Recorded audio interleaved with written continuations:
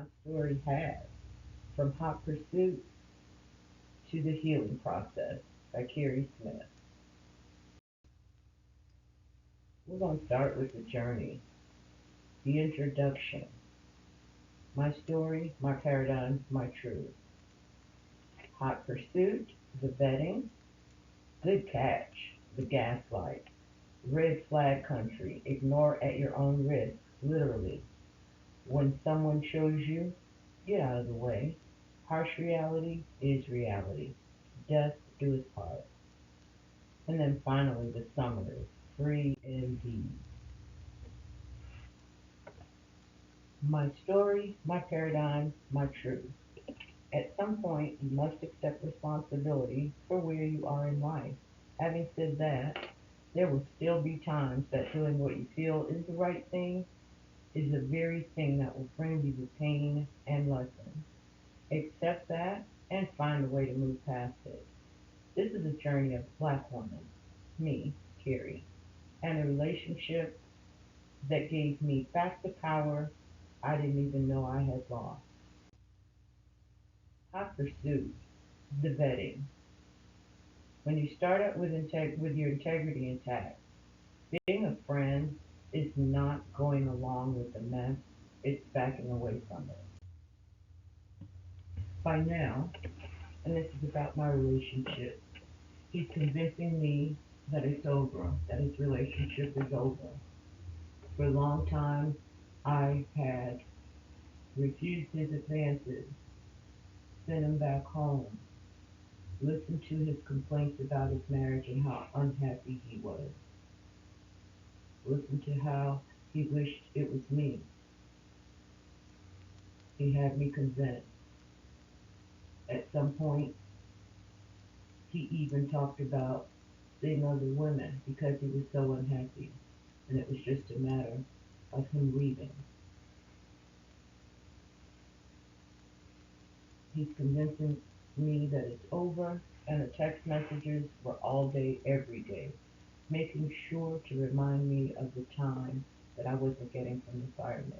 I had even dated a fireman to get rid of him, or to ward him off. I still wanted to be his friend, and I felt bad with the things that he was going through, but he was still a married man.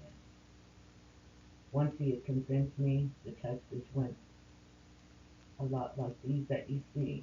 See this evening, let me know when you're ready. I'm in the back room. I got good morning every morning, a little work, but that's it. I want to hook up with you today. No, for real. They were coming in hot and heavy. He was telling me about a meeting, but how he wanted to see Sasha. Sasha Fierce was the name that I had given myself because he talked about one time he made a comment, I love you because you're hot in the ass. And I told him that that was my Sasha Fierce. That in order to do what I was doing with him, I had to create an alter ego so that I wouldn't feel bad about myself, even though he assured me it was over. He was still in the house. I got texts like, what's up, my baby? What's up, baby? My brown flaw. I want to see you later. I will see you after work tomorrow. I'm hoping Sasha is available. Good morning, baby. I'm missing you. I'll see you after work. At this point, I'm working from home. So the only thing that he would do is keep himself busy until I got off work because I couldn't have company while I was on the phone. I'll see you when you come out. Let me know when. Once I said, he asked what I was doing. I said, I'm missing you if I'm allowed to say that. And he said, yes, you are, baby. I'll see you shortly. And he came over. We talked about the wife's sister getting COVID and they had to go and see the mom and how he had stopped catering the mom around. He was no longer doing that. He said, my people or Quan will have to do it. Good night, baby. I miss seeing you. That makes my day, but right now I'm lusting for you, still in bed.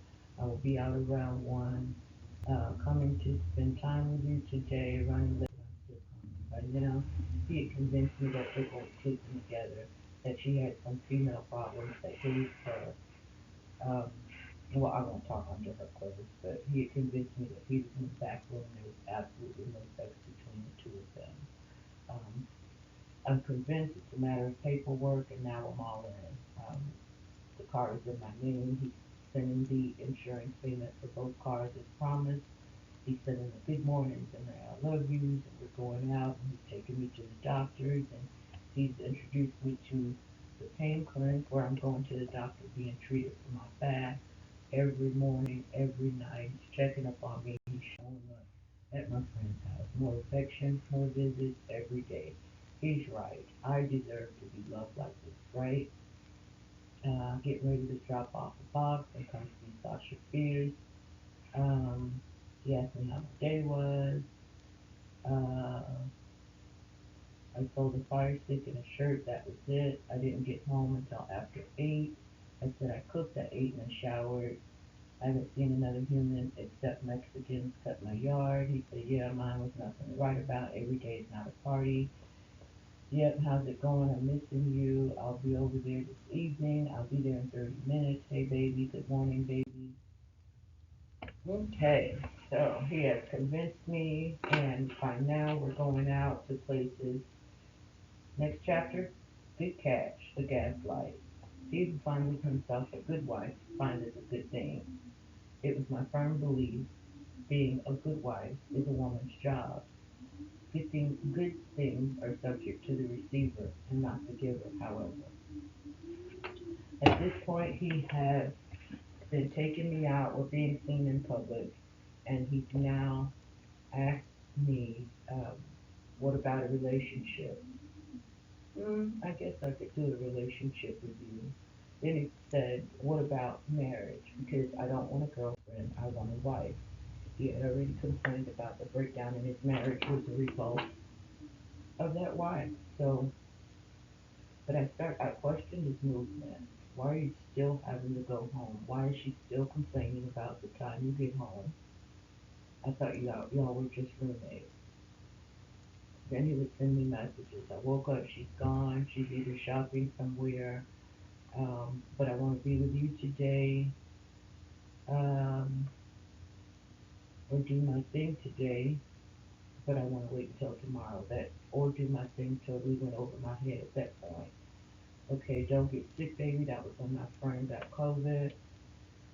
Football, pro football doesn't start. I think he had made up the excuse that he was going to watch football with the guys.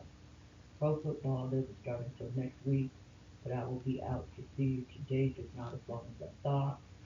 Here in September, I gave her back her truck. I need that car ASAP. Any plans for you this evening?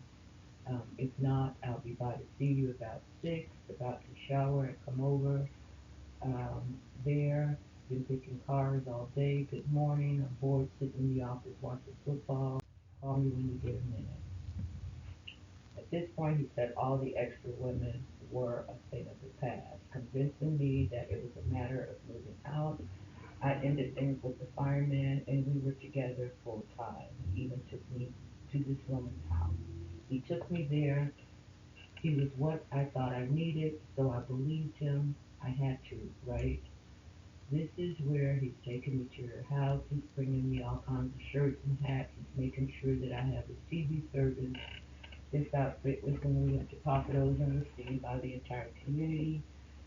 This is where we went and bought the car. So my car, his new car, and her car is on the other side. I believe he drove hers home and may have Ubered back to my house. This is an outfit that he would just randomly order me outfits and t-shirts and stuff. And this was the day that he sat on my bed and told me that uh, his divorce was going to be final the following day. So he parted on six to convince me. But now we're spending every moment together and going to public places. He said it's over. I have to believe him. He can't be this disrespectful. We're going shopping, but some of the outfits he's leaving at my house. But we are going everywhere. We're buying clothes and outfits and going out to eat. And it's very public and very open. And I'm pretty convinced at this point.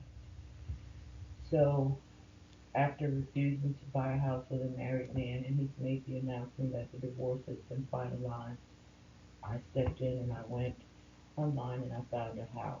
Um, He wanted us to get a house together, although I was happy with my little house. He was not. He didn't want to live there, but he wanted us to get a house together. So I found a house. Red flag overload. Ignore your own risk, literally. We're born with a defense mechanism we call our gut. Ignoring your gut feelings and letting someone convince you that you didn't see what you saw or you didn't hear what you heard is going to end badly. Count your losses. Everything is going so fast, I don't even realize that I've been made responsible for everything since he was the one that was paying. And that's kind of how he brandished it. Um, Everything from putting the house together to putting up the cameras to cutting the yard to all of the cooking and cleaning, which I didn't mind. But it also came with the building of the website and learning the travel business, which is why he told me that I would need to quit my job. But that's fine. I jumped right in, supportive, because, well, I went to his, at this point, he's the travel agent. So I went and I reworded his travel site. I vamped it. I went with him. We bought him a laptop so that I could work on his business. His was running slow. Um, there was a time that when we first got there, he got on the phone and he was talking to the person that he considered his only friend, this guy Sean, and he walks in, and I know at this time I can just tell by his movements that he's still seeing people, but he walks in and he goes, sports bar. Oh, okay, we can do that. Then he gets off the phone and he explains to me that his friend just asked him out to a sports bar. He's going out with his friend and his friend's son. I know he doesn't like children because it's his son's birthday. He's just going to go and watch the game at a sports bar. Now, there was no time for this whole conversation, but he didn't give that thought. He just wanted his friend to mention the word sports bar, and when he did, he got off the phone and he made up that excuse. Well, I already know one of the girls that he was seeing, her son's birthday was around that time because they were all, although he tried to claim her as a client, he had already told me, she was one of his fire girls before. So this text message was him telling me he's on Covington Highway and he's coming back. Mind you, the sports bar was supposed to be right there in Duluth. So I just played along with it because, like I said, you've been happy so unhappy for a long time. And that's when he says, I'm not happy. This is the best home and woman I've ever had. That would quickly change.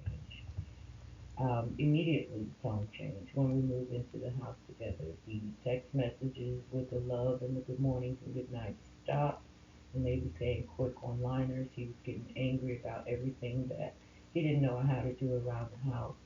I was doing everything in my power to try and fix this. This is the first time that he shut down. It was cold. He got upset. He ran away.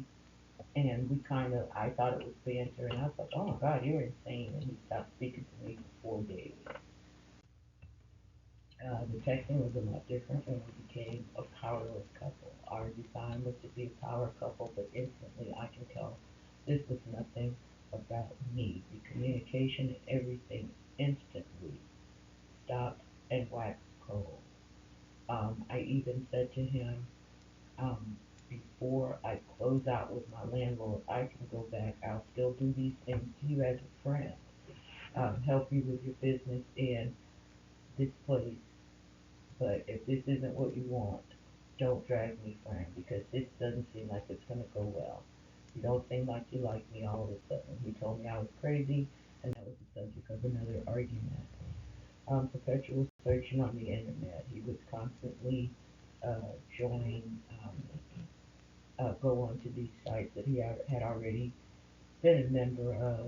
Indeed, Discord. He had two Facebook pages, two TikTok pages, YouTube, Instagram, Poshmark, you name it, anywhere. But all of his uh, community were all 20 something through 30 something women.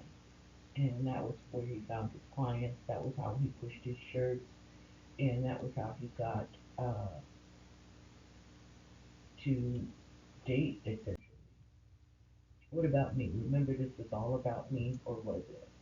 After he had convinced me all of these years in our friendship that he really wanted me, he wanted to show me a life, he wanted to show me what real love was, it just instantly seemed like that was no longer the plan. And just like uh, his email address, all about you, it became all about him. When you're the oldest in the room and you've been told that he's into youngins, you just go along. A lot of our events, most of our events, almost all of our events were in crowds where we were the oldest. And it goes back to the 20 something through 30 something women. There are a lot of women in these places that are looking for these old daddies walking around with a few dollars in their hand. And he would do that. He would have fixed cash in his hand in each of these events and then go to the bathroom or whatever the case may be. And then break up to make up. That's all we do. After every one of these situations, we would have to talk. He would accuse me of being insecure, but it would always end in let's stop this, and he would go and we would do something to make up. Let's stay together. What else can I do? At this point, I'm in panic mode. I don't want to appear to be flighty, and I still care about what people think. But what I knew about this man, although he had gone the extra mile to get with me, at least I thought. And in hindsight, it wasn't the extra mile. He had messed up where he was, and he needed to get somewhere else quick. And he does that transition on the backs of women. It's what he's always done as a friend, and I knew that. But I was insistent upon just being there, doing everything I needed to do to try and fix things. Because after all, these arguments, I started to defend myself, and my mouth got pretty reckless, just like his did. Where I was fighting fire with fire, and we were burning down, and I didn't realize it. Maybe he did. Maybe this was designed, but I tried everything from marriage certificates to church to being with him to grooming him, and I even told him, trying to show him that I'm not insecure. I colored his beard white, and I had him grow it in full, and then I started to keep it trim. I even told him at this point I had packed up so much that I was sorry, and I took the blame for being scared and about to run when things looked like they weren't going well. The phone. He was always on his phone. It was a point of contention. These aren't business calls because they were quiet.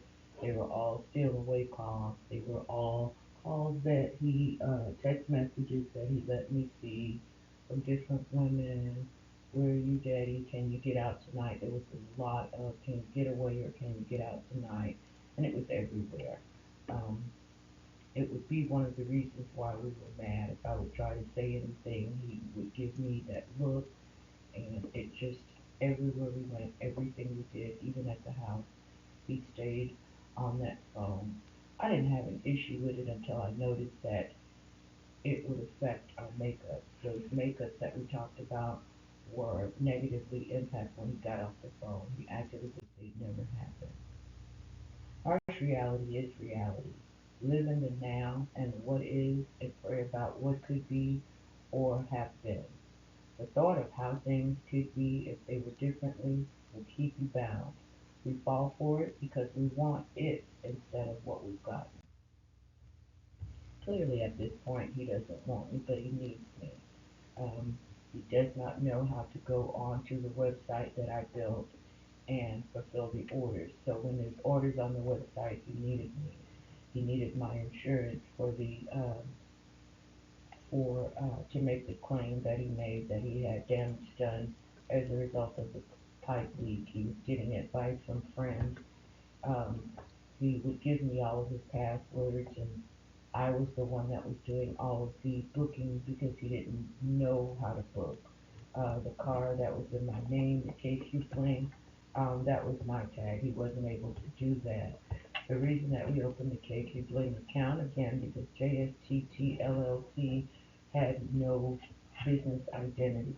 And when they had told him that it was $20,000 taken from the account and placed on hold, and they told him until we're going to keep this money until you explain to us how you got it. That's why we went in as a business and we explained, I was able to explain KQ Bling and he justified JSTT. That's when I came up with the John Smith Trade and Travel, was the travel portion of our business. And this is the company that I built since and this is how he was able to use this company as legitimate for the bank. We took all of these things in and we showed them that we were certified and registered and licensed and had our tax ID. And I created these things um, because I really wanted to turn away from what he was doing. And we had all of the tools. I was showing him we had all of the tools to make this a successful business. Even when I could not get him to help, um, it was too legit to quit. Let's legitimize this business. Let's do KQ Bling, please. And I ordered things, and he would make me, and it became arguments. He would make me pay for the product that I assured him we needed uh, to market our company. I did all the marketing and all the promoting, and I just needed things so that we could look professional. And I pushed KQ Bling, and I pushed the travel as much as I could. And I was in all of the meetings, and I was taking all of the practices. And every now and then he would stop and sit down, but he'd get frustrated at the point of logging into the computer. Once I realized he was trying to separate our businesses so that he can free himself, I needed to know what part was mine and what part wasn't. Since I had already started to talk about my shirts and advertise my shirts on social media, I just asked him to teach me what you know in both the TV business and the t-shirt business. What I wanted to do was legitimize them so that they can be a part of the website that I was so proud that I had built, that he still had not taken a good look at. By now, he's going to meet his tax guy obsessively, and he is trying to work it out. He had tried his taxes himself, and he owed $7,000 of what he had actually brought in from the year before.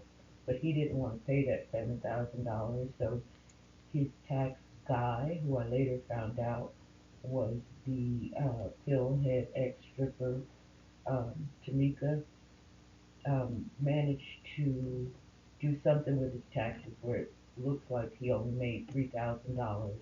He was supposed to get a refund. He got audited that same time, and he ended up owing $700. And he was glad, or $70 or something, but he was still glad, not even aware that now his taxes will be watched and his income and outgo is going to be under scrutiny by the IRS at this point. But everything that I tried to do was met with competition and now insults and half compliments. Before that, his existing company was a series of failed websites, a host of business cards and links that either never existed or no longer existed. Yet he had no problem boasting about being a successful six-figure business owner. And I asked him if he would stop that because I felt like it was going to draw undue attention to us. If you keep telling people you're making six figures, you are going to bring about attention and people are going to investigate you. And your taxes um, are going to show. Your income is going to show. That became an argument, and that was me telling him how to live. But we have the King of Bling. He's the King of Bling. I met him wearing bling. He's advertised bling. He has, I have talked to my friends. So here's what we did. At one point, he was dating someone in the AKA sorority. So when we went on, we went to not a seminar, a festival, and he had a lot of AKA because again he's obsessive. So when he likes someone, he goes overboard. That's why I have so much blame. But he had AKA everything: the jackets, the T-shirts, the hats, the face masks, and everything. So a lady came up and asked. She was looking at the jacket. Well, she was an older lady and he wasn't interested. Out there were younger girls with boobs, um, and that's who he was trying to get over there. So he said to the lady, "I know you're not going to buy that." He insulted her. I fixed it up. And then another lady came over and she asked why was it only AKA. At that time, I told them they have a point. Let's create designs for the entire Divine Nine. Well, as the king of bling, he said, I used to mess with an AKA. Let's just make sorority shirts and not fraternity shirts because men don't wear bling while he's wearing a bling shirt. So I said, make it make sense. But it was an argument that I let go. It was hard to comply with real business because it had been a trade-off or a hobby for him for so long, and it still serves its sinister purpose. Certainly, we're certainly not in the business at this point of changing lives through rhinestones. Like I had said on the website, no lives but his and the chicks that dig those shirts.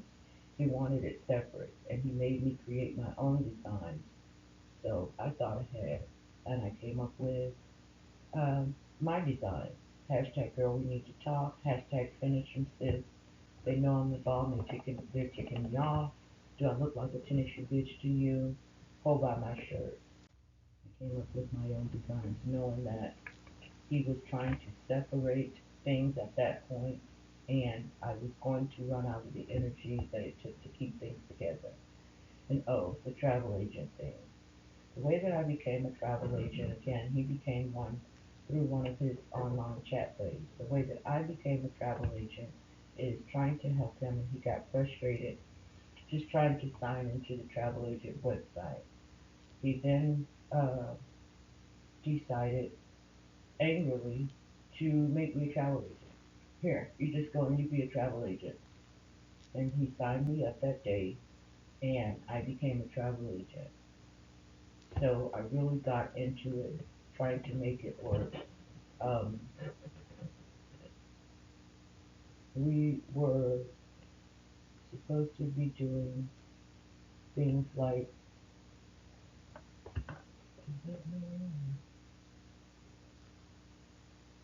okay, I'm sorry, Jay. Anyway, we were supposed to be doing things like we were going to present ourselves as a couple travel. That's why I came up with the couple living unapologetically club. We were going to present ourselves and show people how black love and travel is good for it. We were going to sell ourselves as a team. We were going to incorporate both the shirt and the travel together.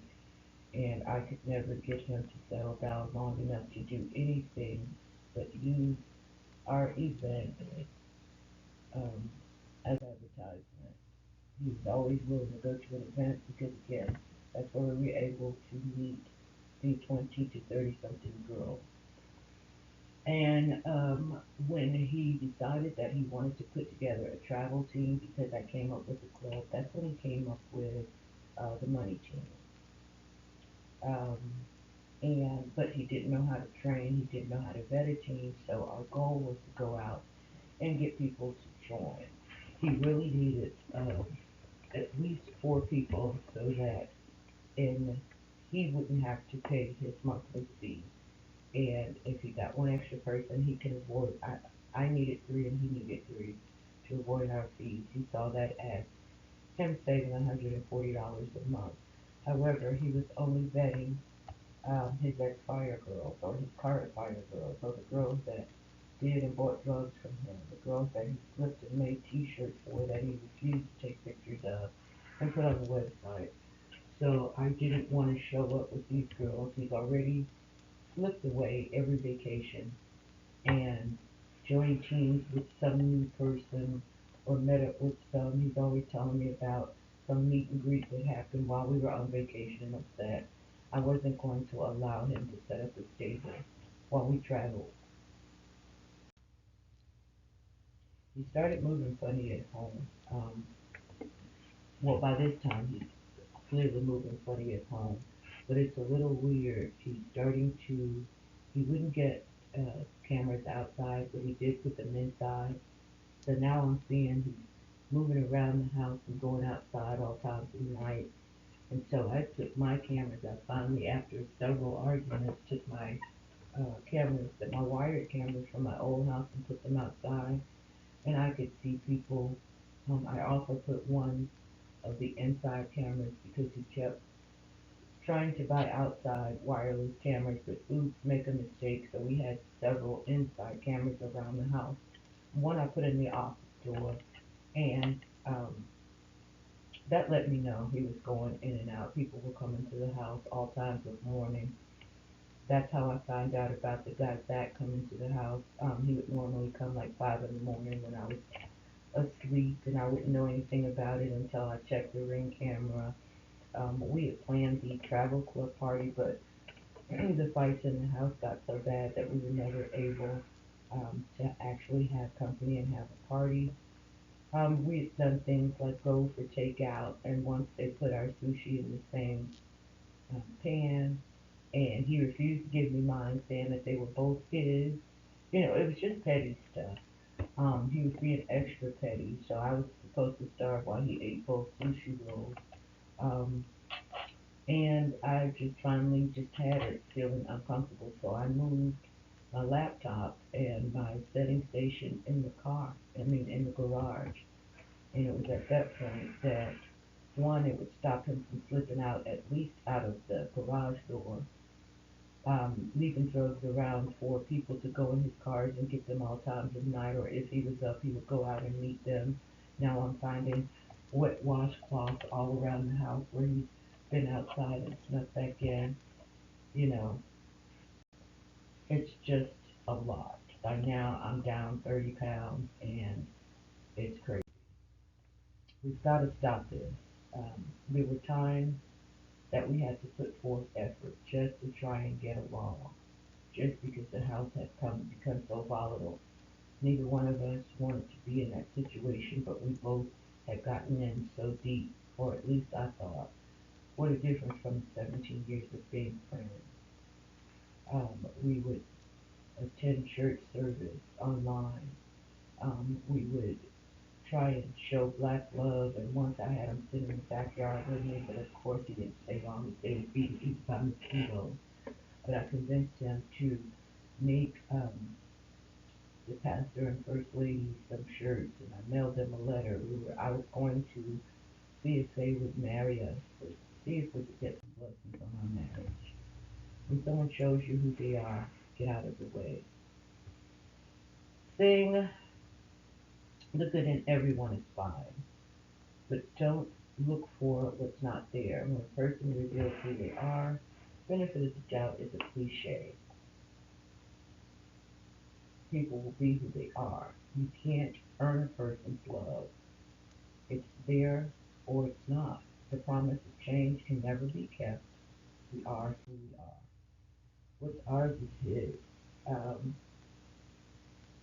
once, and I'm skipping ahead, but I'll just tell you about this slide. Once the breakdown started, and even before the breakdown started, once we started to argue and everything, our car became his car, so I would often have to ask permission to go anywhere.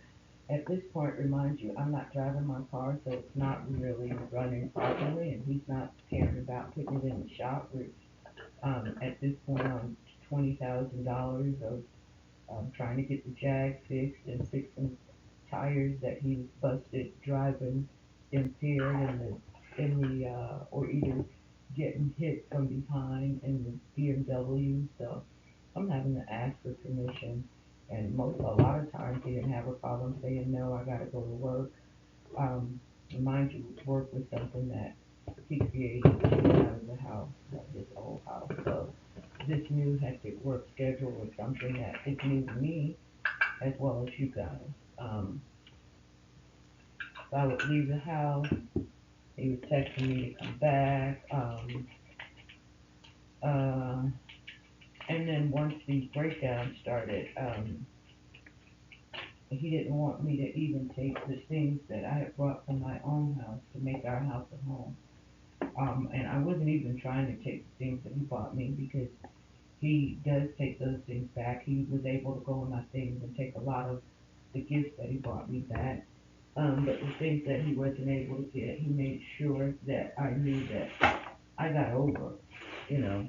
Um, those were all things that he had lost out on, and um, he wanted stuff like he was offering me little or nothing for my things, trying to buy them, so he didn't have to replace them. Not considering that I would need something when I was gone.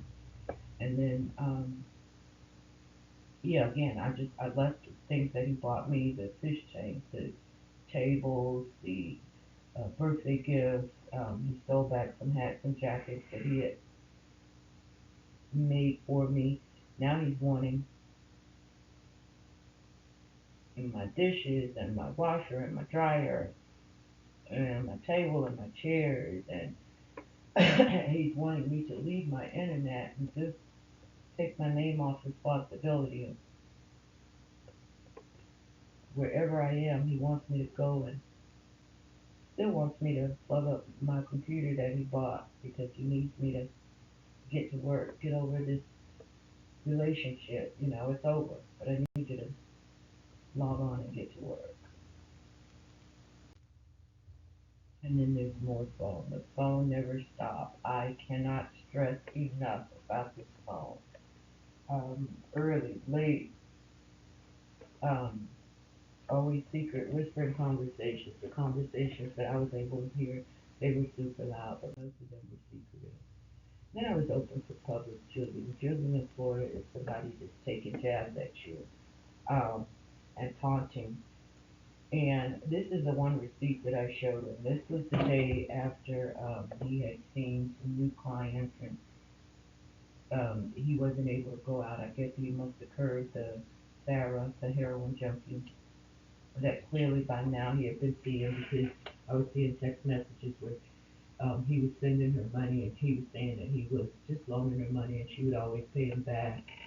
But I'm seeing things like, can you get away? I'm here. I'm here waiting for you, stuff like that. So this came up from an anonymous person, and I showed it to him. And this is the only time that I showed him anything on the internet that made him smile. So clearly he was happy to see that this had happened. And let's talk about his circle of friends.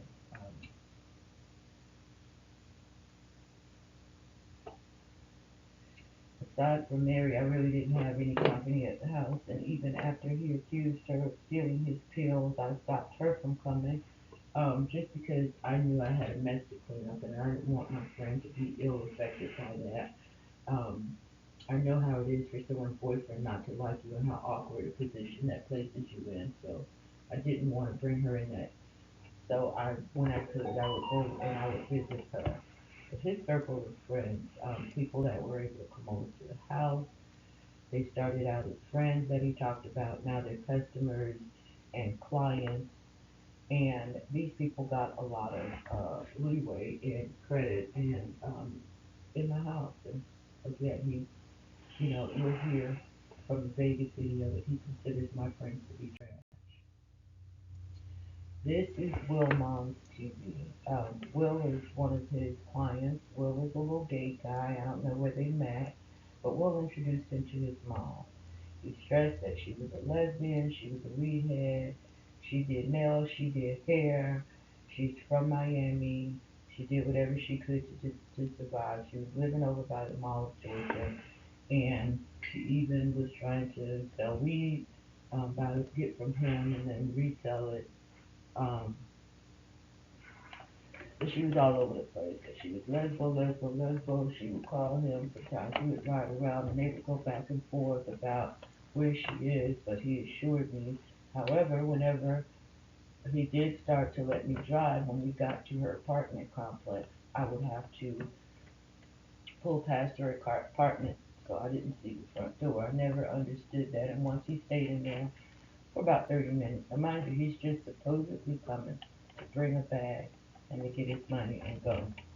Um, Once she walked outside, he got real nervous and was like, I don't know why she came out, but she seemed to be heavy set and unkempt. Her hair was all over, and she had this little strapless little night dress on. But I didn't, I'm thinking he brought me here, so there's There can't be anything to it.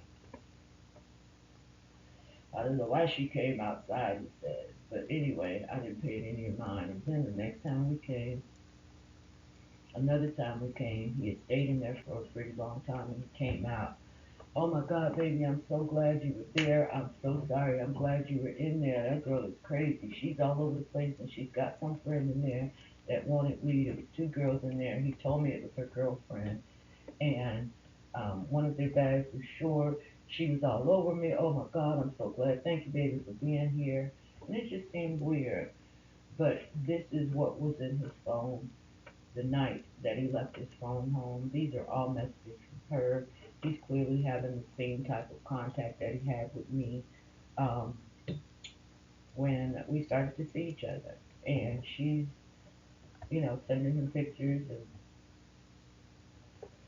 telling him to stop by, not telling him what she wants, and he's going over now. He's over at the Mall of Georgia all the time. That's why he's obsessing with the fish because he's been used that as an excuse. He was at the fish store.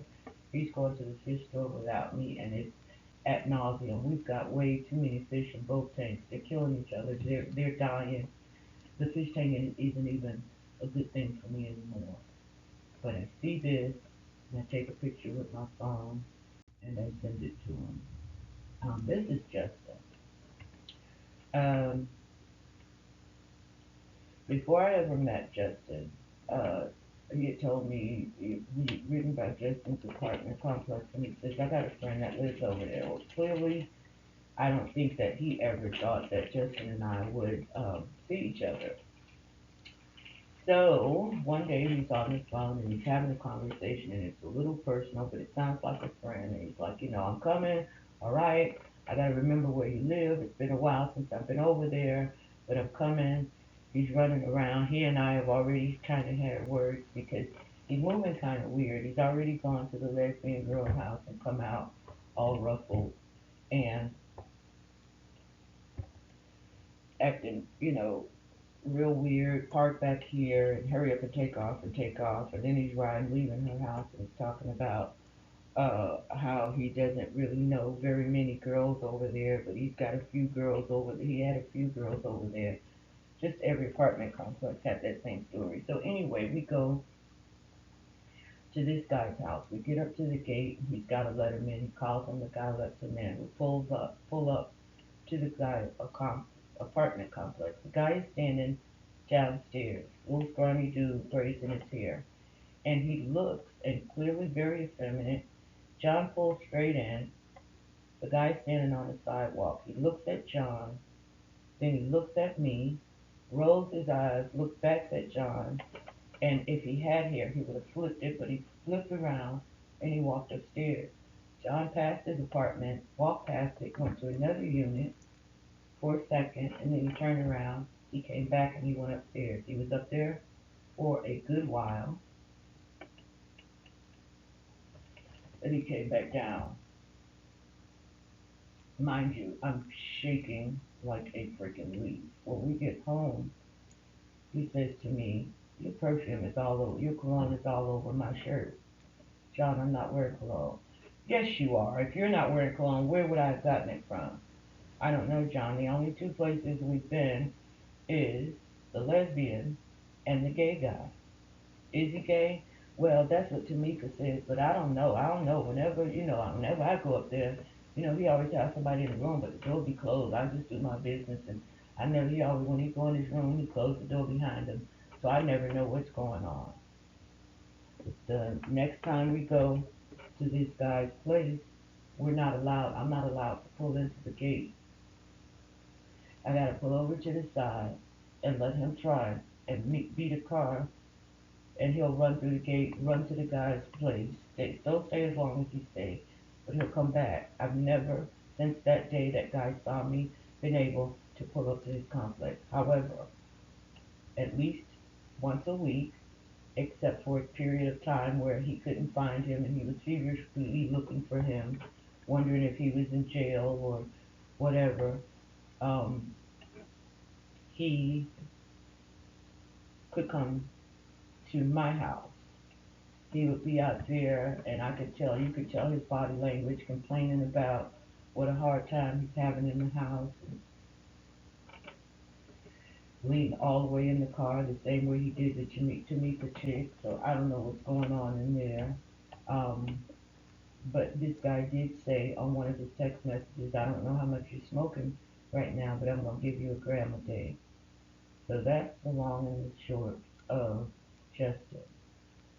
When I was packed in the room, this one where you see me behind the blind, John had gone out, talked to him, went back in the house. This guy, and I don't know what he's filming, but he's got his camera out, and I can see he's recording John. None of my business, because these are the people you're in bed with. Um, so this is what you deal with. He's always texting this guy, but uh, this is a conversation. This is Zach. Oh, Zach from Florida. Zach's a white boy. I have heard so much about Zach. Zach is gay. He's married. He met Zach in a restaurant. He lives in Florida. Um, he orders pills through the website in the name of jackets. Um, he's ordered a lot of jackets. Once I realized what it was, like, how are we making these jackets and sending them out without the inventory? And he finally told me what it was he was doing. That's when I panicked. Um, he orders about 1 to 200 per month, and he'll drive from wherever to get them. He's often put them in the mail on the way, and he can't wait, so he'll drive up while they're in the process of the mail and get 50, 60 more, or 100 more, or, but this guy is always, I didn't realize that he was coming to my house. I didn't realize when he drove there he was coming to my house. The way that I found that out is one day, and I'm thinking it's a delivery guy because I've told you guys I've had um, stuff left on my door and stuff sprayed on my door. So I'm always checking the cameras when I get up in the morning, and I see that this guy's been to my house about 6 in the morning. And I said, John, who is this? And he looks at me and he says, that's Zach. And I said, when did he come here?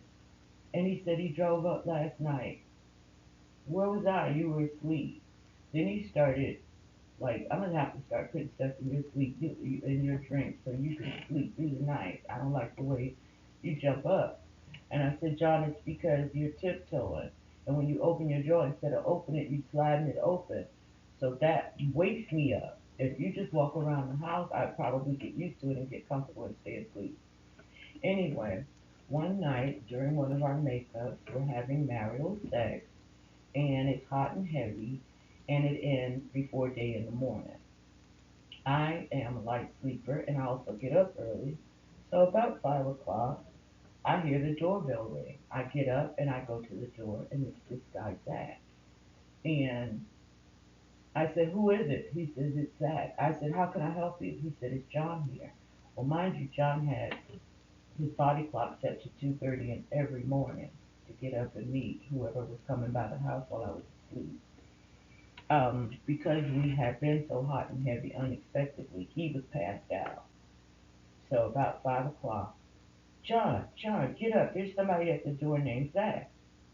So he gets up, butt ass naked, still on the pill clearly because the dick's still hard, and grabs his robe and he goes to the door. I noticed he hadn't put on no clothes, no drawers, no nothing. So I go behind him. He opens the door and the guy walks in and he sits on the sofa. John sits right next to him on the ottoman. I already know who this guy is, so what is he doing here this time of morning? Why didn't I know? Why are you out here naked? So I'm already, we've had discussions about you being metro, about you wearing your penis tucked, about experiences that you had in your drug days. So I'm already, and especially with the meeting of Justin, and your mannerisms and the fact that Buford has already said I'm losing weight because I married a gay man and so many people thinking he's gay because of his mannerisms. This is all going through my head while this all I know about this man is he's gay. I don't know his profession or anything. He's gay and he takes a lot of pills. And I even said to him, if you take that many pills, Why isn't his skin messed up? Are you sure that this is just a dope thing? Yeah, I know we're closed, blah blah blah blah blah. Anyway, so I go in the kitchen. I'm not gonna leave them in the living room by themselves. So I go in the kitchen and I'm shaking and I'm washing dishes and um, the guy they're not saying anything. So I go in the bathroom. Maybe if I leave the room, they'll talk. But mind you, we've got the Ring camera, and I had a picture of this in a video, but I deleted it. This was back in June, I believe it was. But anyway, he, I go in the bathroom and I turn on the shower so that they think that I'm at least going to be gone for a few minutes. And I turn on the Ring. By now, they have turned facing each other, and their knees are touching. Mind you, John has on nothing but a robe, and they're moving really slow and they're moving really slow, and the guy's just sitting there, and he's counting, and John's just sitting there, and he's looking at her. So before I throw up, I run out of the bathroom, and I said, John, are you kidding me? Get up and go put on some pants. What's going on in here? So without a word, without a bat of an eye, and this is somebody who we've been combative back and forth with the mouth. He gets up, he goes in the room, he puts on his pants, he comes back, and he sits down.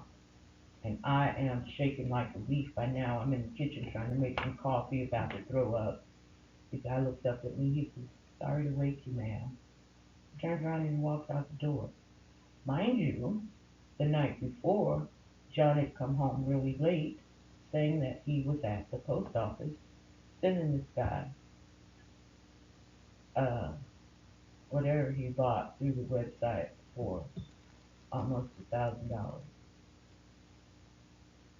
So when the guy leaves, he gets up and he's walking in the room, and I grab him and I hold him, and I'm like, baby, what is going on? Oh my God, we have got to pray. Like, what was about to happen there? If I hadn't come out, like, I mean, would I have walked out to like him giving you head or something? Like, I didn't know what to say, but I'm telling you guys, I was in shock.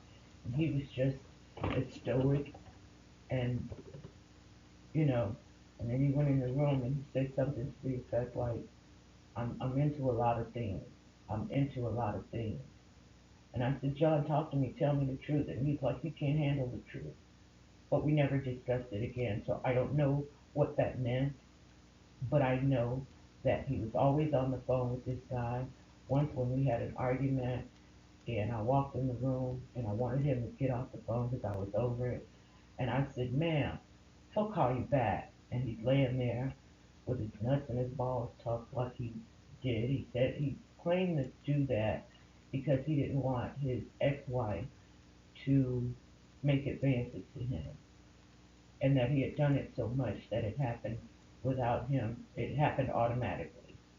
So I walk in the room and my husband is laying there with his balls in his dick tuck, uh, with just a robe on the phone, all curled up, whispering. So I said, ma'am, he needs to talk to his wife. He'll call you back. And he looks up at me and he kind of shows me the phone in its back and he says, this isn't a lady. And he says, I'll call you back. Meanwhile, we only watched HGTV. He was addicted to it, even on vacation. Even I'm talking about he slept with the headphones on, one on the TV. Then he had it on his phone with his earbuds in while he slept. This is a guy, Chauncey B, that he used to sell movies to, and now he's got his TV service. I think this is the weird Jamaican guy um, that we went to see. Um, but just so you can read this conversation. John, I'm not sure why your actions seem to be no longer what you showed me when we met. So things have changed. Please be so kind and send me the rest of the money back. Let's not go to a place of disagreement.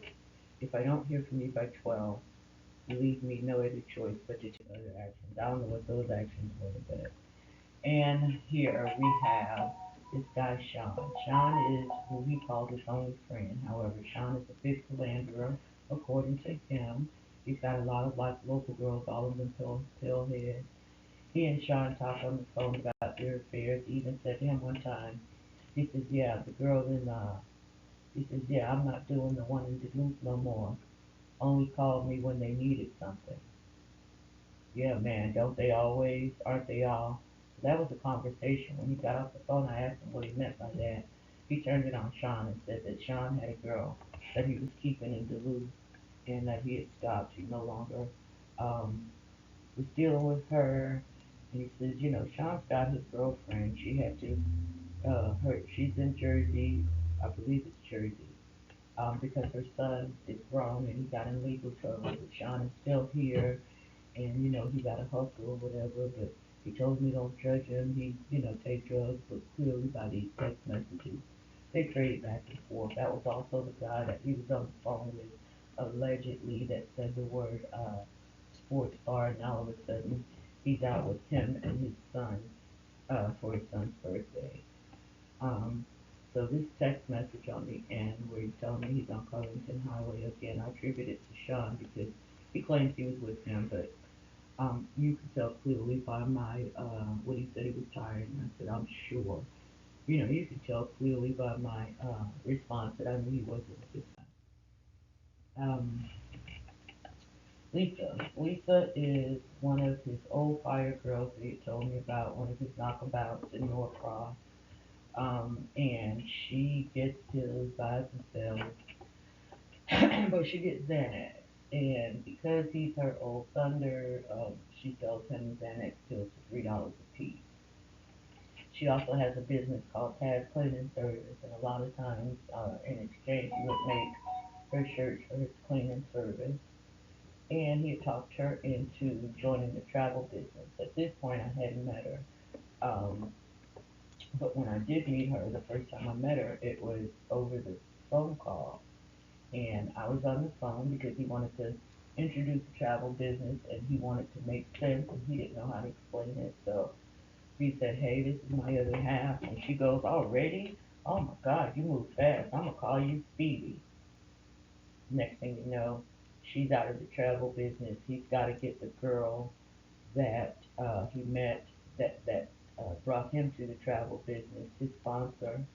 Um, he's got to get her to call the woman and talk her back into it because he can't have the conversation around me. So when I finally meet her, and I tell her, give me a call and I'm gonna help get you trained and get you set up because she hadn't even gone through her training. She was just doing it because he offered her free TV, he was giving her drug discounts and all of that.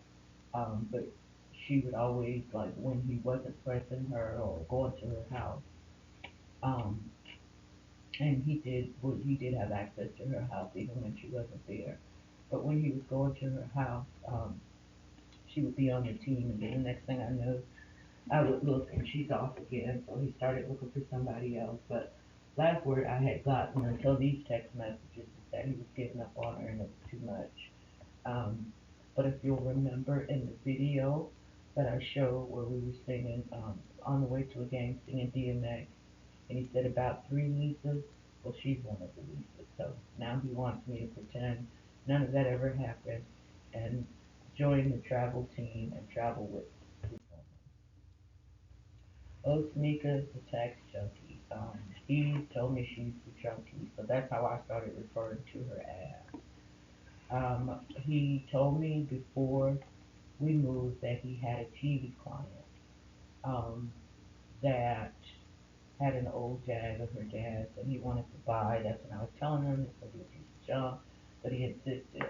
Before that, he had told me about a pill head that was, no, he didn't tell me the ex-stripper part until I met her. Um, she would, when we first got there, she was pulling up to the house, and I think she was one of the ones that was pissed because she didn't get picked because right when we moved in the house, she was on every one of his posts, and she was posting. So I just looked on her page because her phone, she's the one that the phone number would come up, and she would call them back to back to back to back to back, like fuck what you doing. And that's the one he said, I don't know what I'm gonna tell these women, because I told him that I had gotten divorced. So anyway, she showed up a lot, and she was everywhere. She would pop up everywhere. CSI 545534. That's her tag number. That's how much she showed up. So whenever I would question, like, dang, we can't even go to the grocery store, and that's a junkie. That's how I make my money. But whenever uh, he would get pissed at her, like, fuck her, that little $20 or $30 ain't worth it. She's a pain in the ass. She know what I'm doing. She won't leave me alone. When he did try and stop, she had called him and told him that she didn't feel safe dealing with any other dealer, and that she would probably go into rehab. But anyway, she would come to the house and just come by and ask him if she left something in the car. He was stupid enough to come and ask me after telling me nobody was getting in the car. Once she came in, um, he was outside, so I would always make sure when the garage door was up or to let somebody see me in the house so he wouldn't be bullshitting. So he was coming in the house and I asked him what was that about because that's clearly she just left here buying drugs or whatever. So what was that about? She got a convict staying in her house and he done put cameras up. Do you mind? Then one time when I wanted to clean out the Jag, she cussed me out for trying to throw away all the 10 years of registrations from the old guy. I need those. I still see her. So I said, I know you still see her. So she would always be the one that he would call, like, yeah, this bitch tripping. I can't believe, I done went from the frying pan to the fire. Meanwhile, and each time he would get mad at me, she would get extra pills. And this is also the girl that the brother-in-law asked him about in front of the Ring camera. And he said that she only calls him when she's sick, so he ain't really studying her. I do what I can to help my people out, but I ain't breaking my back. And I'll find that video and post it. Um, the Jaguar was her dad's. That's why it's almost $30,000 put into it. Um, there were pills laid all around the house because they talked all day. So whenever I guess her high started coming down, she would call him, and he would pack her up for when she could work or do whatever she did to get money. And then he started going out. He would go. She had lost her place. Her and her kids were at her mom's house. Um, he would go and hang out there. She showed up whenever she got a hold of her friend's food stamp card. He would buy as many food stamps as she needed the cash, even though he said he wasn't. So I met her one day. We pull up at the gas station, and she says, "Wow, you're pretty." And I said, "Thanks." And she says, "Girl, I want to get off this." So I said, "Why don't you smoke weed?" She said, "I can't." She said, "Because I go to the pain clinic and they test me for it." I said, "Well, I go and they don't test me for it." She said, "Really? What do you go for?" I said, "Well, they giving me Percocet 10s for my back." Well, I guess you get 30s or something because I had all these back surgeries and this, that, and the other, and I'm noticing her fingernails are all like moldy and shit, and her kids are in the car. So when we drive off, he said, "Yeah, that bitch thought she was gonna jump up in this truck." So I said, "Why did I sense a lesbian spirit?" He said, "Oh yeah, she used to be a dancer. Yeah, she eat pussy." And I'm like, "These are your friends, and if that's your friend and you see her trying to get off drugs." He didn't say anything. I guess he got mad because I went there and I was like, "Oh my God, babe, these people." And he was like, "Yeah, baby, these hoes will do whatever for this dope, for the whole nine. They'll do whatever for this dope, for blah blah this and blah blah that." Talk real bad about her. And I'm like, well, at least she's trying to get off. She says she's getting ready to take her kids, leave them with her mom, and go to rehab so she's not mean to them and all of that. By 8 o'clock that next morning, she was calling him. He was meeting her somewhere. Um, so it never stopped, and it got heavy. And that's also the one that um, he hung out with the night of my birthday, and then showed up. And then the next day, she brought him. We found out after the concert we had COVID, and she's so nice. She asked if we needed anything, and she's bringing us cigarettes and all of this. And mind you, you know, again, she's showing up everywhere. She was even the last straw for me when I finally packed all of my things. Um, he had gotten way disrespectful at this point and said something to her, and she came to the house, but he went outside hoping she would come and get her stuff and go. And she drove past him and went up and did a U-turn and came back, and they were out there. And I showed my face, and I was recording, and they laughed. And I said, now these motherfuckers is laughing at me. Packed it up, got the hell on. So, um, hindsight, he said they weren't laughing at me, but this is certainly his confidant. There were messages in his phone from her. Uh, uh, uh, See, when I need you, where are you? And he'd say, I'm in Atlanta right now. See, when I need you, you're not there. And then one time he called her and she says, I'm not home. And she says, oh, I can't come where you are now? So yeah, it was one of those type situations. Let's move on to Mo Green. I started getting this person following me on Facebook. Now he had one client and it was weird. I didn't understand the difference between why some could come to the house and some couldn't. This woman he had to meet either at Dollar Tree or at Sam's. She could not come to the house. Well, a couple of times I drove with him and she would be in there, but she would never make eye contact. She was always like holding her head or looking at him, deliberately trying not to. And I'm just looking, like she can't be nobody. He got me in front of her, so I'm waiting to wave. She never made eye contact. But when I get home, she's following me on Facebook. So I know the face because she's in her 60s. I think this is the when he confessed that he had uh, only been seeing two girls. Uh, uh, One was the young girl, he called her, and then the other was the old lady in Atlanta. I think this was her. Her story is she's got a niece that's a traveling nurse or something, and when she comes down, she didn't like to smoke or whatever. Um, but she will buy, I don't know, $75 worth. I guess that's a half an ounce, but she only wants the good stuff, and she's always complaining. And if I'm in the car, she'll always call him right back and say something like, "You shorted me," or "This isn't the same thing," or something. So, but anyway, I said, "What's the lady's name?" He said, "I have her saved as Mo Green." Why? I said, "Because somebody's on Facebook following me and it looks like her." You always think somebody. He cursed me out, and those are the videos where I was trying to listen to the travel call and I'm crying because he cursed me out and apologized and cursing me out. But he's making sure that I know that I think too highly of myself, this, that, and the other, and I've got an issue and blah blah this, and nobody's following me, and why would she follow you and not me? And you think too highly of yourself. Oh, now you're supposed to be in business, and now you got some people that can follow you. I mean, he really let me have it for this lady. He later learned out, I don't know if he asked her or if she confessed, that it was her. I blocked her, and he never really apologized. Um, so that was that on that. This is Sarah. I had heard about Sarah for a very long time.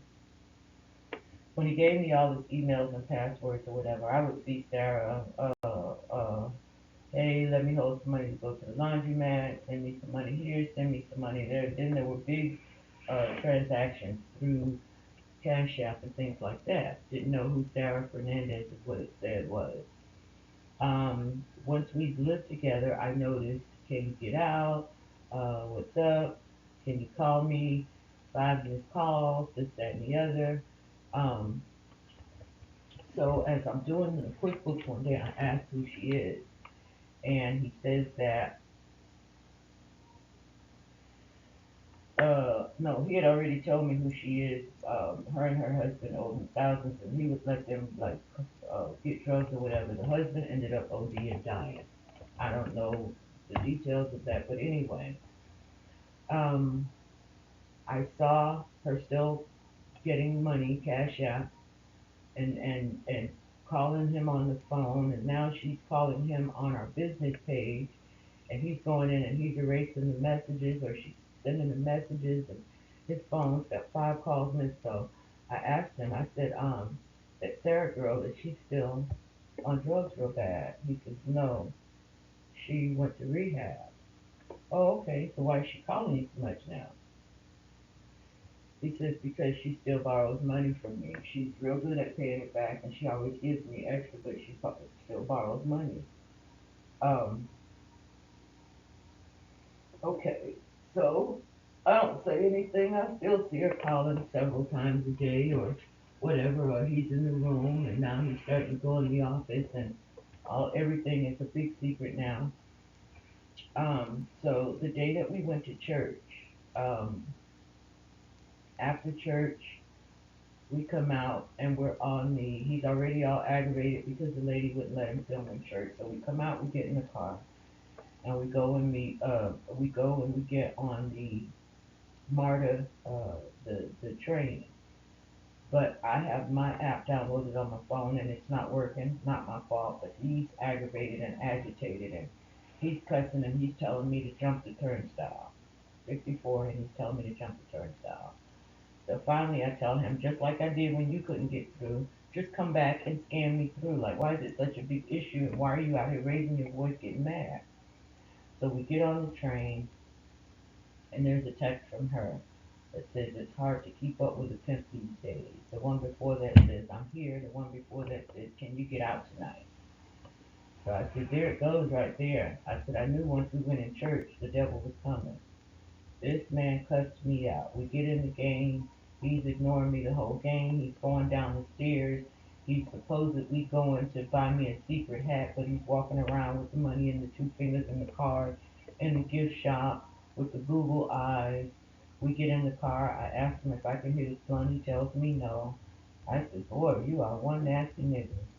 He says, it takes a nasty ass bitch to know it, and we fucking go home and we don't really say anything. He gets up the next day and it's all my fault. And it's all because of the text from this person.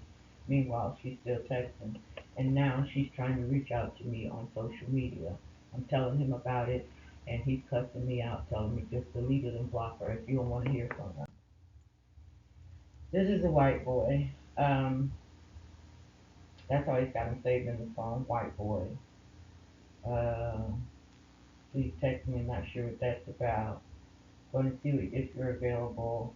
And could you spot me at 20 like that? This is during times where I couldn't even buy sanitary napkins without asking him. Um, he showed up when he thought I had moved out. And if you see on this last picture, I'm trying to park and he's pulling out.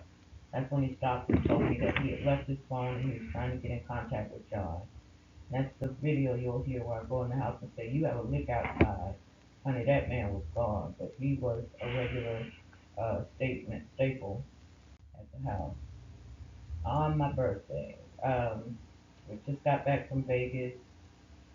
I'm feeling sick. He's gone out all day. Before we left for Vegas, the tax junkie, Tamika, they had argued because she almost made us late because she was supposed to be coming and she didn't show up. As it turns out, she had won $5,000 on the lottery, and she called him and told him that she wasn't coming because she didn't like the way he talked to her. That's why he was so pissed off when we got to the airport. But when we got back, he'd been texting her the whole time. When we got back, she made sure, even though it was my birthday, fuck me, I'm sick. He made sure he made his way to her place, and uh, stayed over there for I don't know how long, whatever the case is, but I don't know what he went there for because by the time the 4 hours passed and he got home, she was in her mom's car, which is the same as hers, just dark, um, following him to come and get some pills. And he tossed these flowers and his coffee maker and his card on the table. The sex aid. I learned maybe a month after we got there that he was receiving sex pills. He was in the Sex of the Month club. So he received blue pills. They had to be prescribed, so he had to have a doctor write the prescription. But he sent them in the mail where he got them free, so it's once every 30 days. Plus he got these wipes. I Googled, when I saw these in the car, I Googled the wipes and it's like a enhancement. You wipe it and your dick's supposed to stay hard after 30 minutes after wiping it on. So it's supposed to be like being ready on the fly. So he kept that in the car. And that's when he told me that he hadn't been with his on his mother's grave. He hadn't been with anybody since September, and that just happened to be in the car. He didn't know why.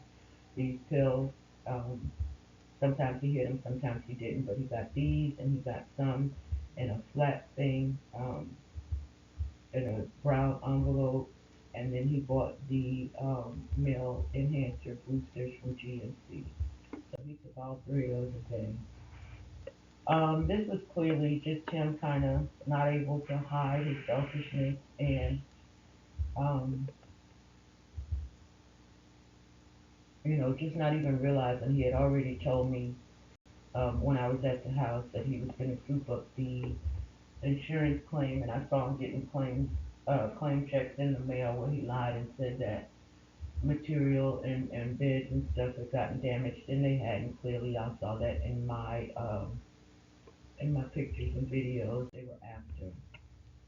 And angry rides. I call this angry rides because unless we were drinking, which was a lot, but when we were supposedly working or going to or coming from an event, he was always pissed. If he was driving, I don't know, I said something wrong, I did something wrong, or I wasn't complying. If I was driving, I was doing too slow, going too fast, or something. So it was always something. Even on the plane back from Vegas after we got married, he made sure that he sat away from me. And then there's the Kobe Bryant angry makeup gift. Without an apology, he would just order something and it would show up. Even our wedding band, we were walking through the mall. He was pissed, walking ahead of me, and I'm trying to run to catch up. And that's when he started off and bought the wedding gift. The tennis shoes were after I packed the first time. That yellow outfit was for a concert, one that I finally didn't have to reimburse him for. But he was so pissed um, that I took more than 5 minutes to walk in the store that he said, just get that, because he thought it looked like shit on the rack, but it ended up being cute on me. Um, Go sit in the car was a regular dance of ours. It was nothing for me to sit in the car at a client's house as long as 4 hours. Um, the few times that I went inside, there were women, married or single, clients in little nighties or little teddies or small dresses, and they would be surprised and somewhat shocked to learn about me. One woman, and she was a married woman, an African woman, said, "Wife?" when I walked in, and he said, "This is the wife." But then he started getting nervous because she was real flirty. So he made sure I went back to her house the next day. Lo and behold, where he had to work was in her bedroom, and she waited to get in the shower and stuff. And he hurried up and called me up there. So I sat there while he worked on her TV, and I told him, she's married, she's African. That could have been a setup. You just gotta stop putting yourself in these positions. The next woman's house, same thing, 90. Oh, hi, wife. Wasn't friendly or anything. Um, Whatever he did it downstairs for 2 hours and then upstairs for four. He went back the next day before we went out of town to Charleston and stayed another four. I don't know why. But yeah, the camouflage is me at the doctor's office. The yellow outfit is some guy, and that's the guy that I stayed outside for 3 hours until I had to use the bathroom. Went in, learned it was a gay man living in this big house by himself. And he says to the man, "See, if she hadn't come in here and seen you, she'd have swore I was in here fucking some woman," which I thought was weird to tell a new client, but whatever. The second one was, no, the green outfit was Harold's Ice Bar. He made me go wait in the car while he tipped the driver. The black outfit is me going outside, bringing him some change in the grocery store and going back to sit in the car while the little black girl rang us up. Um, Non-vacation planning trips and shenanigans. Every vacation started and ended in an argument, and the middle was just him mingling. This one with my foot on the bed was when he didn't have anywhere to go. He was in the bed watching HGTV. This angry one with him on something under his arm was when we just arrived. So he got mad before we could even walk up and say anything. The blue shirt was us coming back from Charleston. He's angry again. The green is us in Charleston, and he claimed he lost his phone and went back in the hotel for a long time. Under the umbrella, Orlando, where he is in the building behind me. I later learned once we got home with a new Army friend that he met, enjoying his sleep. The dark picture is me sitting on the patio in Miami Beach by myself. He was out in England. This is me and Mary. She finally got to go, so me and her played cards. He's in the room in the bed. It's the middle of the day. Down here, this food is when we first arrived to Miami. After we checked in, Miami Beach, he checked out and went and said he met some guy from South Carolina and he offered him some smoke and the guy said, no, I can't do nothing with that. I only do white boys. Uh, this food picture is us in Miami Beach where he spilled the tea over on the little girl and when she tried to tell me what happened, he cussed her out. And this other picture with us walking and him looking down. We were walking down Miami Beach going to the parking stall.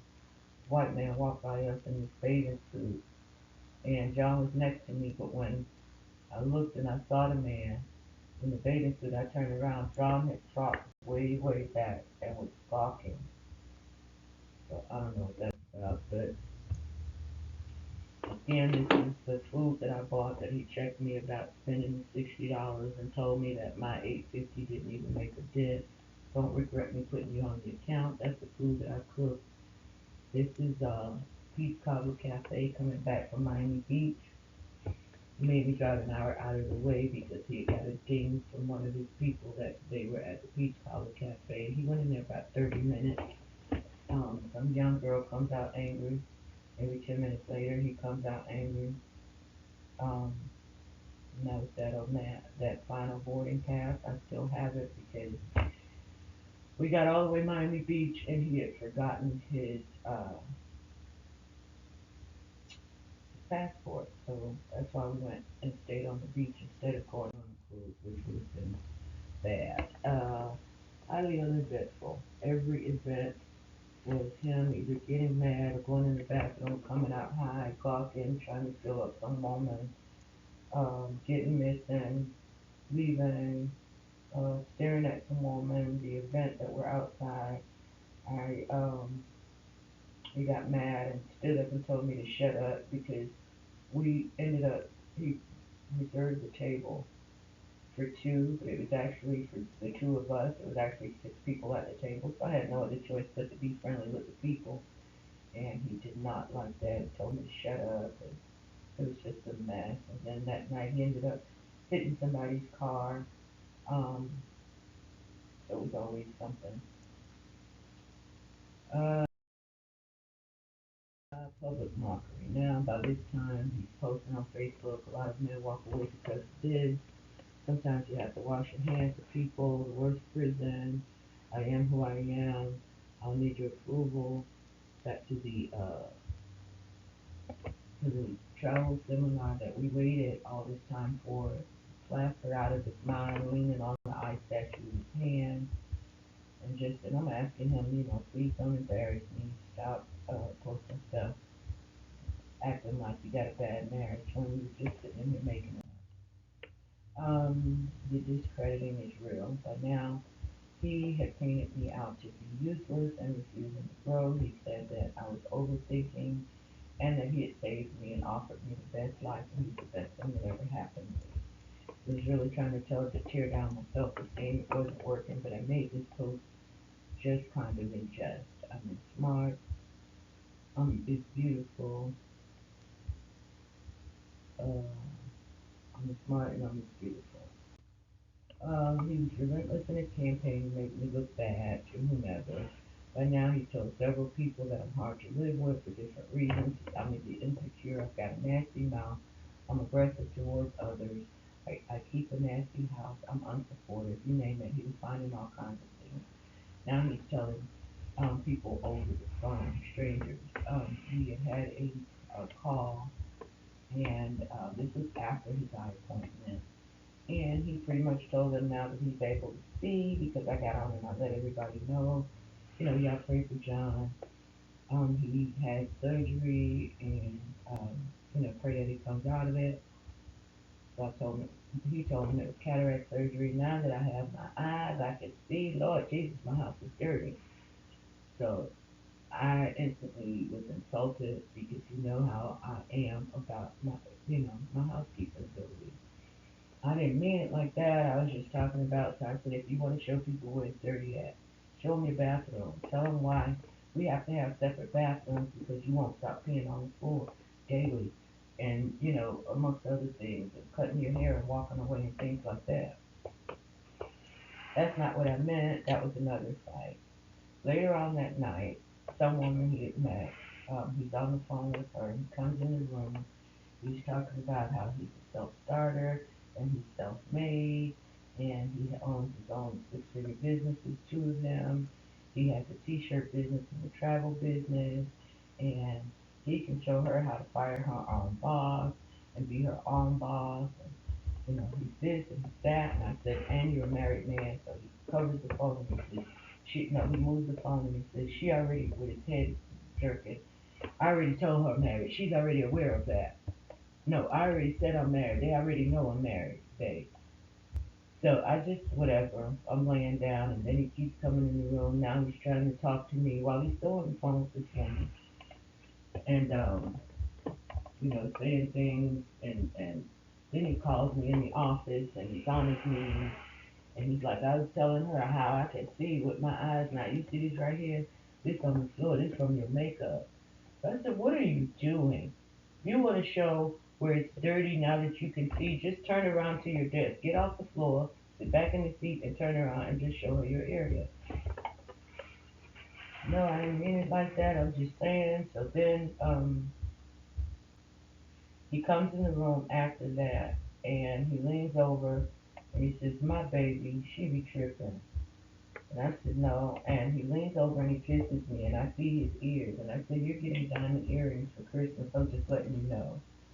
So this is in December. Um, so he gets up and he says, because before that we were talking about taking showers and go to bed. So he's still on the phone and he sits down, but he's trying to walk her through clearing every one of her AT&T things. This can take hours, but he's telling her no problem, he's got time. So he's just having frivolous conversation. So he sits next to me and he said, I thought we was getting ready to wash our ass. I don't say nothing. I get up and I go get in the tub. I come out. He's back in the office. Now he didn't close the door sort of. So I just go in the room. I listen to my music. And I get in the bed. And by now I make me a drink and I doze off. So he comes in the room slamming shit, throwing shit around, flinging shit, playing T.I. You don't know me. So I'm getting up and I'm saying, what the hell is wrong with you? You the one acting stupid. You the one started acting stupid. No, I didn't, John. I just went and I laid down. So he goes in the living room and he's folding his arms, and I come out there and I said, John, what is wrong with you? I said, are you serious? This is how you thank God for giving you sight again? We was just praising God and talking about doing better, and this is what you do? Yeah, get away from me. I don't want to hear all of that shit. I don't. Okay, fine. I go in the room and I get in the bed, and he gets in the bed, and I said, John, I don't know what made you, and he says, you're the one acting funny. I said, John, no, I didn't. You were still working, so I came and got in the bed. So he remembers he's got an appointment the next day, and he needs me to drive. He can't drive. So he gets up and he says, if you thought I overreacted last night, I'm sorry. Um, can you take me to run some errands? So that's what happened. Anyway, this says John's Law, regardless of all the work and time and even money I put in, none of this counts. And because he has the credit cards, it all belongs to him, and I should just walk away and leave him alone. And that's pretty much where he was at the point. Why are you trying to use your cards? Uh, why did you take your things? Just go away and leave me alone. He had moved on clearly by then. He had moved on before I moved out of the house. I just, you know, I got out of the way because it was very uncomfortable and it had once again gotten physical. But I don't know if I had talked about the physical yet, so don't be cruel. He's ignoring me at home. Now he's going out without me. He's staying out all times of night. These are things that we've never done. He's acting like these arguments are mine. And this led me to ask if I could go out by myself. I had some things to do, some business to take care of. Once in a blue moon. And now I've forgotten my friend's birthday with all the stuff that's going on in my head. And I tried to visit her for a couple of hours. I was literally over her house crying because I felt bad that I had forgotten her birthday. He sent me a text message labeling me as a bad wife, a bad friend. I should try and be his friend instead of hers. Of course, I came right home, and he ignored me and went out. Now when he's at home, he's on social media. He is attached, I've already showed you, to all of these Discord and Indeed and LinkedIn and all of this, and now he's putting out, if you're my friend, and this is how he would find his page now. He's going on. I'm getting notifications. John loves this page, and I'll go on, and it's some woman in a whole nother city with scantily clad, and he's loving the picture. Meanwhile, he's not liked even any one of my pictures, not even about the business, not even my personal pictures, because it's a business page. So the fact that he's fishing and getting bites on there just alludes to who he is. And he tried to shut me down. At home, he would ignore me, or um, you know, um, we even let the TV service expire, or things that I needed. I need the information from the business. I'd have to wait for him.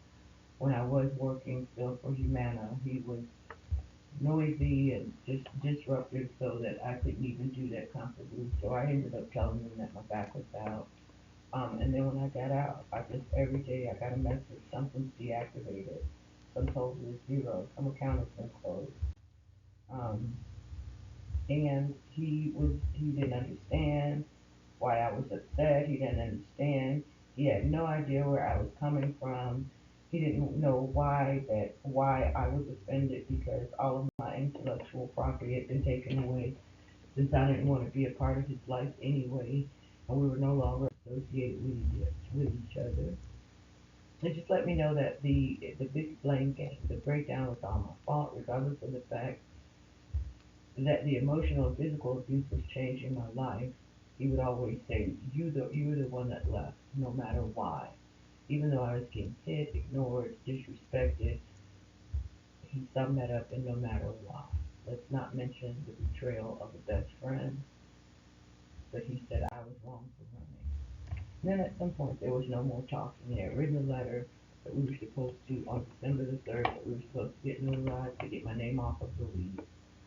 Um, it's pretty much saying, just any time that I tried to talk, there's no coming to any resolution. We've tried that. Nothing's been even bothering. And then there was, more of that and nonchalant goodbye. I moved my things over. He started to replace them. Um, he refused any real chance at trying to talk and come to a resolution. He refused to test. When I offered for us to go to counseling, he said that I didn't believe in God and I thought you were a Christian.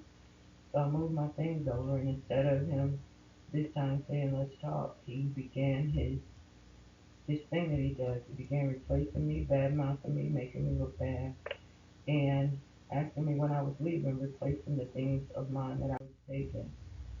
And then it was fight night. I had seen this. Remember, I told you I screenshotted the woman on TV text, the lesbian by the mall, and I showed him that. I knew that it was more than that, and it said simply with the picture that I screenshot. Uh, Understand where I came from. You're not ready.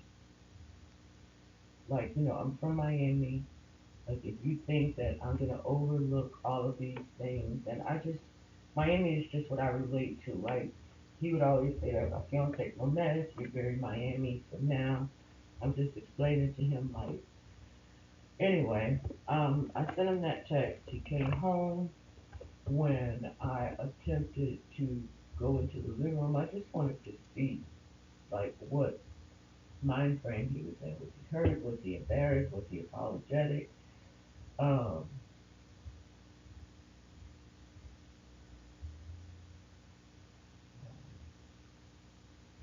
was he apologetic? He hit me. He jumped up. He ran across the room. He was clearly impaired. He pushed me. I flew up in the air and hit the ground. He stood over me trying to kick me. And when I was defending myself, trying to kick him back, he leaned over and he reared back. He punched me in my jaw, and he like set his dukes up, like with his fists together, like he was ready for me to get up and fight again. And I ran in the room, came back out, and I was recording, and he denied everything. I told my brother the next day, and then the following day I told my sister. And at first he denied it, but then he admitted to it. But that night he locked me out of the house, and he even put up a post. I don't care what nobody say. You can sense a jealous spirit, a negative. You can sense a jealous spirit, negative energy, and a miserable person. And that's what he put up after he hit me. And then I went outside to talk to my sister, and he locked me out. So I had to ring the doorbell to get in. So once I realized it became fight or flight, and that was often, I would retreat and just go in his bedroom when the arguments didn't even make sense. I know how he was with hiding things, so I would take down my little few things and get him out of his way, just trying to get him to see what life was like without me. But I guess it became a thing of desire at the time. But I would do that when things got too heated to try and avoid the argument. Our first one, he took off running, and I went running behind him because he always went in the room and locked me out of the bedroom. This time he caught my arm in the door. And yes, I did push and kick until I got my arm free, and it dented the door, the bedroom door. Later on that night, he came in. I had locked the door to the house. He had a key, but he didn't like using it. He wanted to open the garage and be able to come straight in the house and have that door unlocked. But at this point, I don't, you know, I don't know who all got keys. I'm confused. I'm tripping. This is all going real crazy. So I locked the door. I don't even know if I locked it on purpose. I did it a lot. I locked it instinctively. He did it sometimes too, but he took it so personal when I did it. And he banged and banged and banged and banged and kicked and fought, and I was asleep. Thank God. God had allowed me to go to sleep. But by this time, I'm in that room because we argued, and um, he said some mean things. So I'm in the room with stuff wedged behind the door so he couldn't get in the door. And thank God, because once he finally realized he could use his house key, he came in the room and he tried to kick the door open. Because I had the presence of mind to put dresser and stuff in front of the door, it threw him backwards and he went into the door. So that next day we had to get the bedroom door. No, he went into the wall, so we had to get the bedroom door replaced because I had cracked it to get it off of my arm. And then we had to get the sheetrock replaced because his whole body went through the wall. I was able to change the doorknob that he kicked. I was handy enough to go to Lowe's and get the replacement doorknob and do that myself. Um, Abuse is never okay. Um, the first comes after the second one, where he tried to drag me out of the room. He's pretty much telling me in these text messages that once I take my things out the room, I have no right to be in that room again unless he gives me permission. So he physically tried to remove me from the room, and I pushed him. He fell back into the fish tank. I guess that's where he, and his back is scratched up. Then he got up and he started dragging me into the door, and um, I couldn't sleep. my shoulder. Thank God it wasn't the one that dislocated, it was the other one, but it felt like my collarbone had been broken. Um, he didn't care. This would cost me my life. Um, and this was just, once I'd gone to the doctor, he didn't answer, told me he wasn't at home, but clearly he was. He had come to me since I was his brother-in-law. Um, I just really feel like at this point I was trying to salvage the friendship more than the marriage. My pressure was up, and this was a letter that I wrote on the night he came in. I've been watching you because for some reason he made me feel like my body was going to be found. How did I get married? This first one is the marriage license from Vegas. Uh, his keys, I left my keys was my ring was a regular occurrence. Currently his wedding ring is missing. The other one he found, but whenever he would get upset or was going somewhere else, he would call me and tell me he forgot his ring. This particular day was the day that he cursed me out about Mo Green not following me, and called back and told me he had forgot his ring. Um, this is just me. I found a red flag, and it was just apropos to the moment. This next one is our marriage license from February the 15th, 2022, um, showing that he had instantly, and this was the same day we went and registered the Jaguar. Uh, he instantly was talking, I'm not the same guy, let's get married so I'll show you. And then at some point I began to tell him, let me just walk away, but he wanted to make my life miserable, and that's what this last text message is about. At this point, it's clear. I'm out of the way. I'm in the room. I'm moving my things. He's moving other things in. He's on the phone having conversations. Now he's not whispering. He doesn't care. Pretty much setting up his next move. Um, planning to move forward without me, and just wanting to know when I'm going to leave.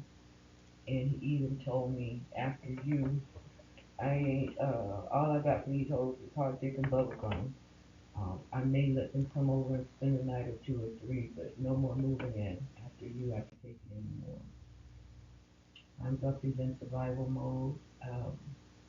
He wants me to leave him alone pretty much. He came to the hotel that I thought we were both going to stay at, and we didn't. He left and went about his business, and it was just because I was calling him. Pretty much told me to stop. Now with the fraud hustling, he told my sister, because my sister called and told him, just please, just give her, or at this point, she just needs a break. Just let her out, let her be free, you know. Things are not going to change, but the torture is unnecessary. Let her live. Can she move out? He says, yeah. So that's when I called my friends. I had to move me out. Um, he needed me for the insurance, so he's calling me, asking me about the insurance. Uh, but he's also calling when I got ready to pay the guys that helped me move to tell the bank that I didn't have my cards anymore, so it was clearly somebody committing fraud on our account.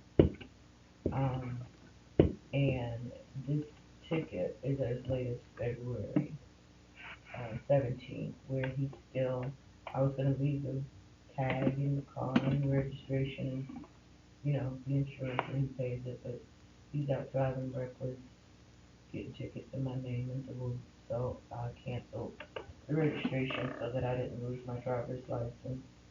Um, but he didn't even know who we had rented insurance with to make this fake claim that he made. And it's just it's a business assets and website hijacking. Damn my intellectual property. He filled out the credit cards and the loan applications. Is that how this works? So here's where I have already moved, but we were still talking about doing business. So I am the one that did everything on the website. So he's calling me, asking me for all the passwords. Mind you, this is January. We've had this website for a year. He's asking me for the passwords, and he's also at the bank um, reporting fraud and trying to close the accounts without me. They're not letting him. But he is having someone take away all my pictures, every picture of me, every link to any of my pages, my business pages, my travel page has now been changed to link to his. Every picture of he and I, every story of how we got together is now gone. And he's telling me, I'm sorry you bitter. I had to do website redesign. This was before I left the house, after I had confided in the saint, I thought, or I think still, from the travel agency, because I needed to talk to someone neutral, not my people, not his people, but someone that considered themselves both the right people and let her know what actually was going on in case they didn't see me in the industry anymore. Because at this point, he's vetting his old exes, so there's no telling how many of his people he's about to start traveling with. Because I have to be honest, he already hates me. I want to talk to him, and I want him to get help. He's told me about his struggle with substance abuse, and this was pretty early in the relationship. He's now admitted to being a major crackhead and heroin addict for most of his adult life, even after he had moved to Georgia. Um, he's told me about just psychosis brought on by, induced by drugs, episodes that he's gone through 12 weeks at a time, and how hard it was, and stealing people's things, and how he put his life in jeopardy so much.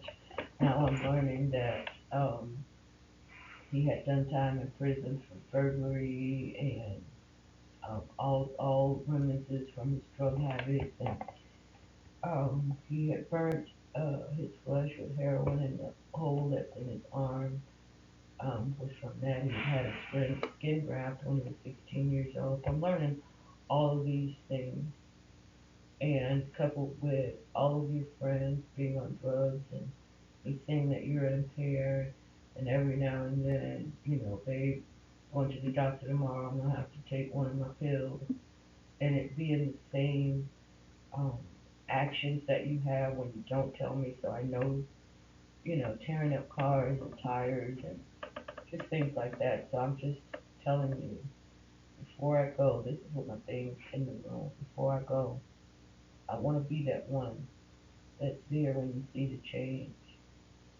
Selfishly, I want to be the one that gets credit for sticking in there until you got it together. Um, I want to be the one you said that I am.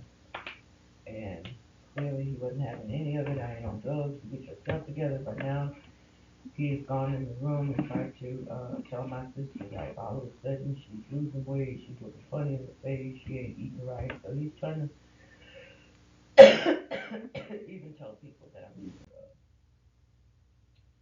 Um, in the end, and this is pretty much when I realized that he's on he's on autopilot. He's not stopping. He's loving. He's already stated that his money, his women represent his money, this, that, and the other.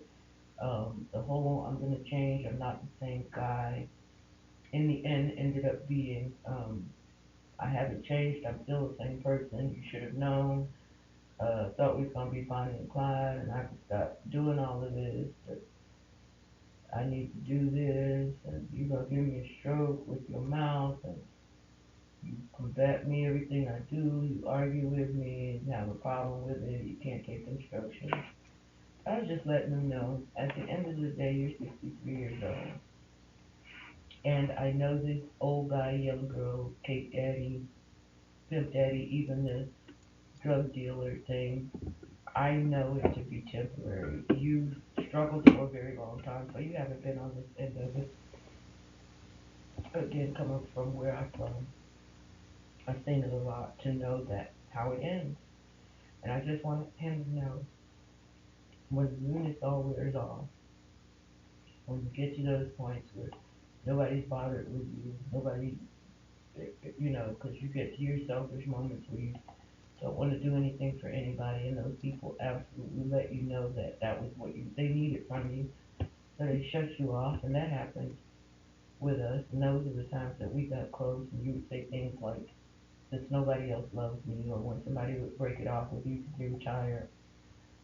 But I was just letting you know, when you're ready to change, let me be the one, not um in the capacity of wife, but if we're still married, I want to be the one, you know, make sure you eat, make sure, let me know so I can help you, check up on you.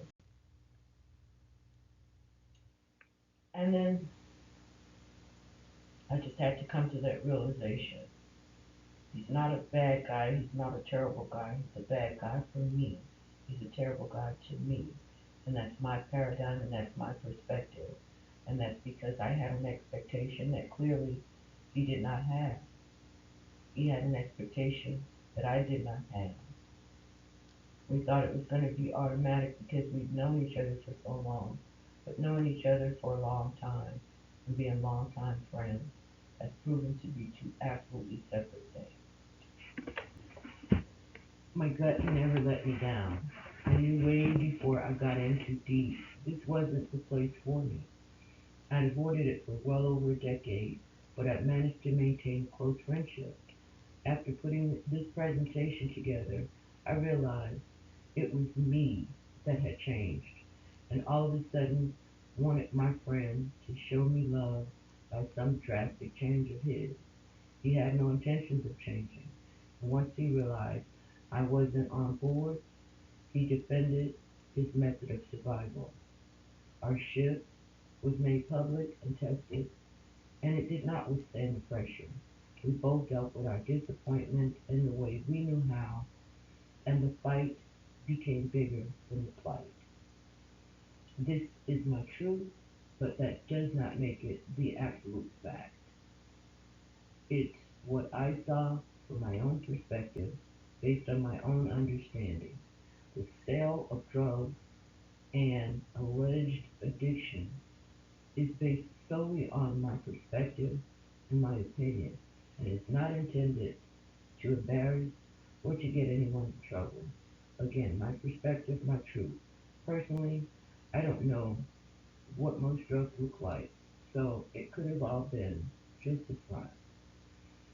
I'd hoped to save my relationship, and at some point my friend would snap out of it. I'm sure he had similar feelings. I crossed the line by seeing him and helping him before he closed old doors. I needed to believe him for my own selfish reasons. I felt a responsibility to take what I had coming as punishment for a long time. I was hurt, I was embarrassed, I felt played, I felt used. I'm sure he did too. I regret so many words and actions that I can't take back. I don't know if he does too. However, I am proud of myself for speaking up. I am proud that I left an abusive relationship. I am proud that I am finally and once again able to stand on my integrity first and leave things on the table. Trips.